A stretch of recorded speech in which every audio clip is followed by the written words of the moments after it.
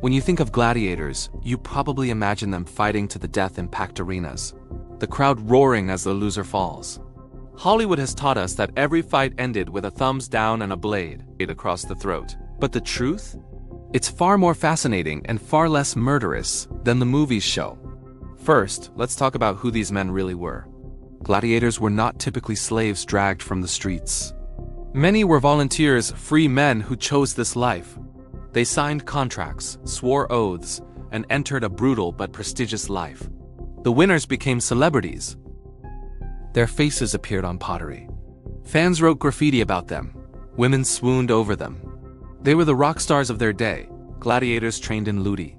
The most famous, the Ludus Magnus, had an underground tunnel straight into the Colosseum. Training was rigorous and supervised by doctors and nutritionists.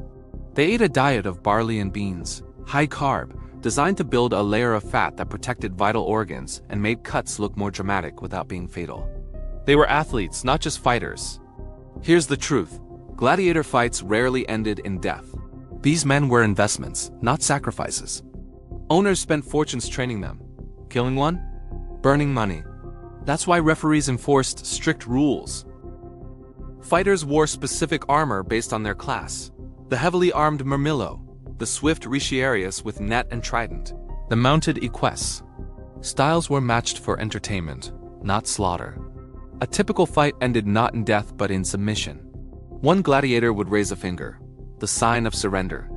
The referee would step in and the crowd would voice their opinion, thumbs up or down.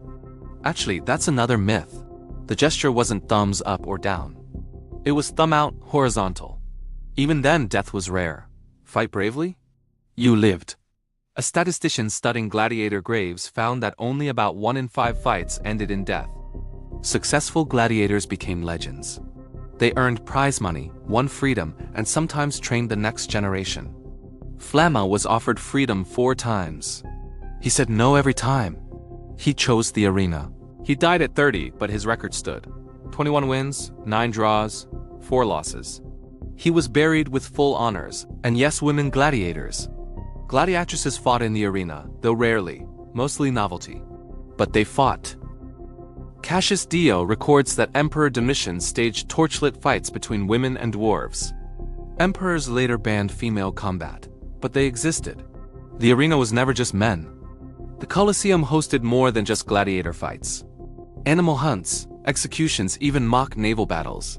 They flooded the arena for those. But gladiator contests were the main event.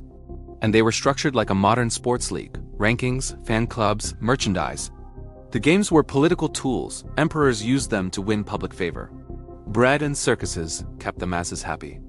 By the 4th century, as Christianity spread and the empire weakened, gladiator games lost favor.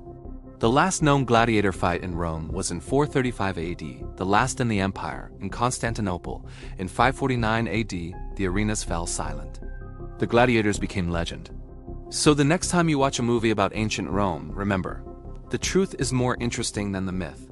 Gladiators were not disposable killers. They were athletes, celebrities, and sometimes heroes. They fought, but they also survived. And in surviving, they became something Hollywood never shows us: human.